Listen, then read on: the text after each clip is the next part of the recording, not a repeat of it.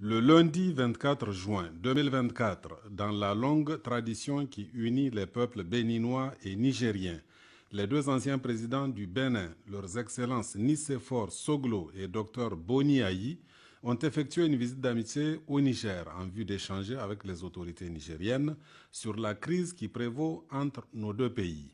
À leur arrivée à Niamey, les présidents Nicéphore Soglo et Dr Boni Ayi ont été accueillis à l'aéroport international Djori Amani par le général de brigade Mohamed Toumba, ministre d'État, ministre de l'Intérieur, de la Sécurité publique et de l'administration du territoire, et Dr Soumana Boubacar, ministre directeur de cabinet du chef de l'État.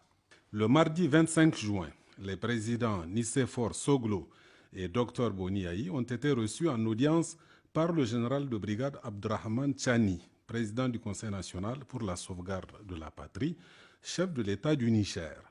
Cette audience s'est déroulée en présence de son Excellence le Premier ministre, ministre de l'Économie et des Finances, M. Ali Mahaman Lamine Zen, du général de brigade Mohamed Toumba, ministre d'État, ministre de l'Intérieur, de la Sécurité publique et de l'administration du territoire, et de Dr Soumana Boubacar, ministre directeur de cabinet du chef de l'État.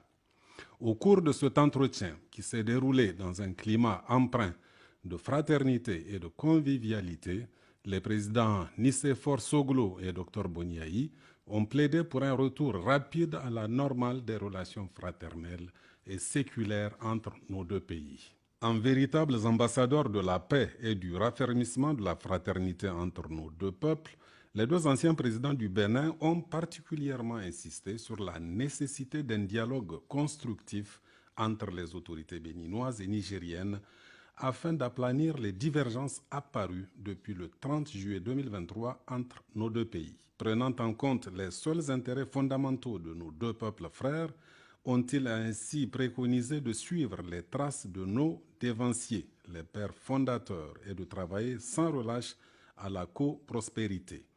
Répondant à ces hôtes, le général de brigade Abdrahman Tchani, chef de l'État du Niger, a tenu à saluer l'initiative des deux anciens chefs d'État tout en faisant un rappel historique de l'excellence des relations séculaires qui ont toujours existé entre nos deux peuples. Évoquant la tradition africaine que lui impose le respect dû aux aînés, le président Tchani s'est dit obligé de prendre en compte la sagesse qui a commandé la visite au Niger de ses anciens du Bénin. Aussi a-t-il tenu à préciser que les intérêts de nos deux pays sont au-dessus de toute considération particulière. C'est pourquoi il a déploré la dégradation des relations entre les deux États du fait des menaces réelles sur la sécurité nationale du Niger à cause de la présence des forces étrangères hostiles le long de notre frontière commune. À ce sujet et compte tenu de la gravité de la situation, il a communiqué à ses hôtes des renseignements précis et documentés. Toutefois, marquant sa disponibilité à un dialogue franc et fraternel, sensible aux arguments développés par ses hôtes, le chef de l'État a accepté le principe de la mise en place d'une commission tripartite en vue d'un retour à la normale de rapports garantissant notre sécurité commune et débouchant sur la reprise effective de nos échanges socio-économiques dans un climat politique apaisé. Cette commission tripartite comprendra des représentants du gouvernement béninois, des représentants du gouvernement nigérien et les deux anciens présidents de la République du Bénin. Il convient de souligner que cette audience s'est terminée sur une note d'espoir d'un retour rapide à des relations apaisées entre nos deux pays. Poursuivant leur séjour au Niger, les deux anciens présidents béninois ont rencontré leurs homologues, anciens chefs d'État du Niger. Très satisfaits de leur séjour en terre nigérienne, leurs excellences Nicéphore Soglo et Dr Boni Ayi ont demandé aux autorités nigériennes de leur emboîter le pas en dépêchant une délégation de haut niveau pour aller à la rencontre des autorités béninoises. Enfin, leurs excellences Nicéphore Soglo et Dr Boni Ayi remercient très sincèrement le CNSP et le gouvernement pour l'accueil chaleureux qui leur a été réservé dans la pure tradition de l'hospitalité sahélienne en général et nigérienne en particulier.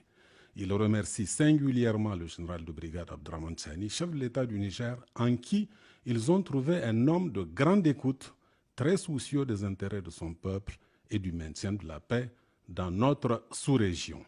Ont signé Ali Mohamed Lamine Zen, Premier ministre, ministre de l'économie et des finances, Nicéphore Soglo, ancien président de la République du Bénin, et Dr Boni Yahi, ancien président de la République du Bénin, fait à Niamey le 26 juin 2024.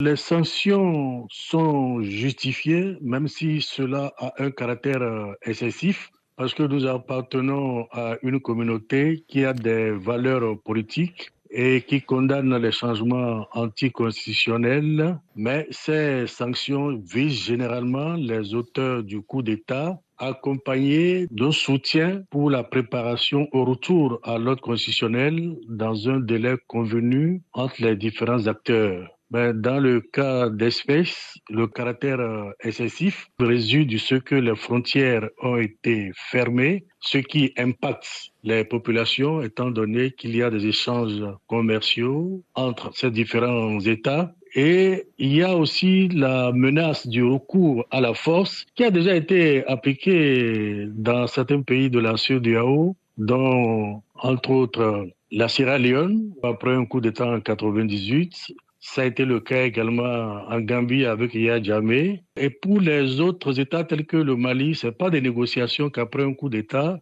on revient à l'ordre constitutionnel, ce qui n'a pas été le cas, à mon avis, en ce qui concerne le Niger. D'où le caractère qui me paraît un peu excessif, même si ces coups d'État s'inscrivent déjà dans les protocoles qui organisent la vie communautaire. C'est-à-dire que pour vous, il était excessif de fermer toutes les frontières avec le Niger ? Puisque cela impacte les populations pour lesquelles on devrait travailler. Si on veut un retour à l'ordre constitutionnel, c'est pour garantir le bien-être des populations. Mais la fermeture des frontières, étant donné qu'il y a des échanges commerciaux, ces populations ne peuvent pas se déplacer, ces populations ne peuvent pas avoir accès à certains biens de consommation qui viennent généralement des pays côtiers. Donc ça veut dire que c'est tout le pays qui est pris en otage. Et nécessairement, il y aura un soutien de ces populations à leurs gouvernants plutôt qu'une réaction pour les contraindre à renoncer au pouvoir puisqu'ils n'ont pas encore malheureusement cette culture politique. Alors on se souvient, il y a un an, l'un des chefs d'État les plus va-t-en-guerre de la CEDEAO contre les putschistes du Niger, c'était le nouveau président du Nigeria, Bola Tinubu. Pourquoi a-t-il reculé finalement ? Je pense qu'il n'a pas pris l'ampleur de la situation parce que le Niger également est frontalier avec le Nigeria. Il y a de très bonnes relations entre les populations de part et d'autre des frontières au nord du Nigeria et au sud du Niger. Même le Sénat de son propre pays n'était pas d'accord avec cette mesure. Il faut aller avec une graduation dans l'exécution ou la mise en œuvre des sanctions. Peut-être qu'il manquait d'expérience puisque dès qu'il est arrivé et élu président de la CEDEAO, il a décidé de recourir à la force pour empêcher les coups d'État. Le cas s'est produit, il n'a pas voulu se déjuger, mais il n'a pas tenu compte de l'opinion publique de son propre pays et des intérêts également de sa population, puisqu'il y a des échanges entre les populations du nord du Nigeria et du sud du Niger, puisque c'est des pays frontaliers. Et c'est ces populations qui ont également protesté contre l'application de la force pour obtenir le retour à l'ordre constitutionnel au Niger. Généralement, c'est exceptionnel qu'on utilise la force. D'habitude, on trouve une solution. Mais il y a le fait aussi qu'ils ont exigé le retour au pouvoir de Bazoum. Il est vrai, ça a été effectif en Gambie, ça a été le cas en Sierra Leone, mais il faut tenir compte également de la situation qui se prévalait à l'époque au Niger.